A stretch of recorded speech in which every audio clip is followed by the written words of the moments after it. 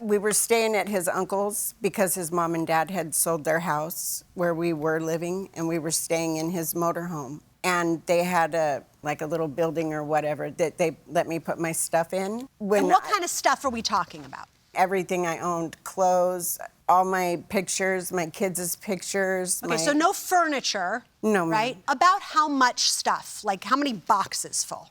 Maybe 20, maybe 30. So you decide now that you're moving to Oklahoma. Yes. We both decided I was going to go. And you've got 20 boxes of stuff. Mm-hmm. What do you decide to do with it? Jeff said that there wasn't enough room to take my stuff, so I started getting rid of it or giving some of it away. Then his downsizing. Yes. Okay. His uncle came outside and he said, "Stop giving your stuff away."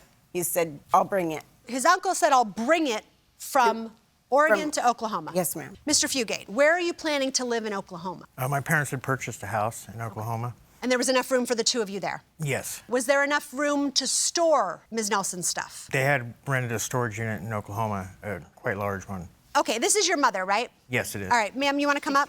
So her property was being stored in a storage shed. It was like a lean-to. It was exposed to the weather. That was in Oregon. So the stuff went from a storage unit in Oregon, and then it went to Oklahoma with his uncle, where it was in an enclosed storage unit. Yes, yes, it was. So things do not go well in Oklahoma. Tell me what happened. Before we left for Oklahoma, we were literally packing to move to Oklahoma, and I got a phone call that my brother had passed away. And when we get to Oklahoma, we were there for 4.5 months, and I got another phone call that my sister had been killed in a car accident. So I went back to Oregon for my sister's memorial, and right. I was only going to be there for 4 days. Right. Okay, and it was when you were back in Oregon the second time. Yes, ma'am. How did you learn that this relationship was over? His ex-wife came over and told me Jeff wasn't going to let me back to get my stuff. When is this?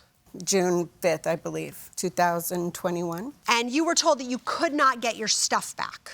I was not allowed in the house.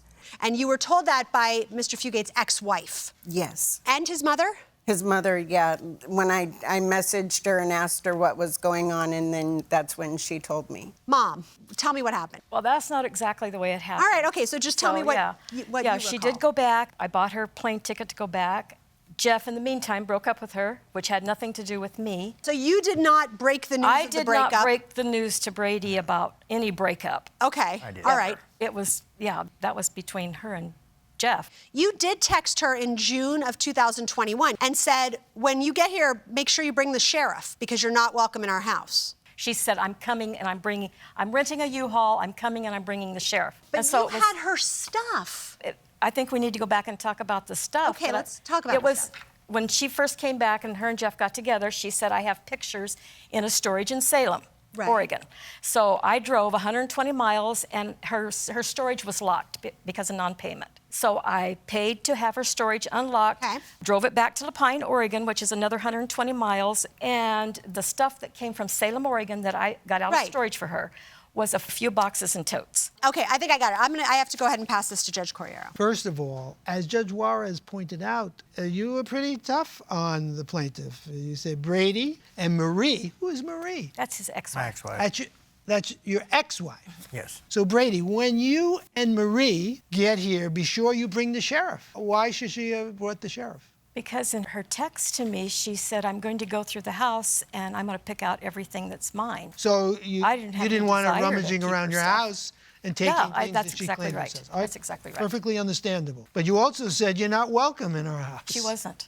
And tell Marie she can come in. Marie knows us much better than you do. His ex-wife. You're twisting the knife, so to speak, at this point. Well, I don't know if it But you're expressing your feelings. Then on July of 21, Bradie sent you a letter? I don't recall a letter. Did you send her a letter? A letter apologizing for before. It was just a little apology card saying I was sorry for the way things turned out. That was all. And Sharon responded, your stuff is safe and will be safe. Exactly. Okay. Did she contact you after July to make arrangements to pick up her property? She's never made arrangements. She's never made Never. arrangements. You say never. Why did you send the property to her? I'm not going to pay for it. I'm not going to pay to send her stuff to her. We paid to bring it I there. paid all this whole time. She never pays for anything.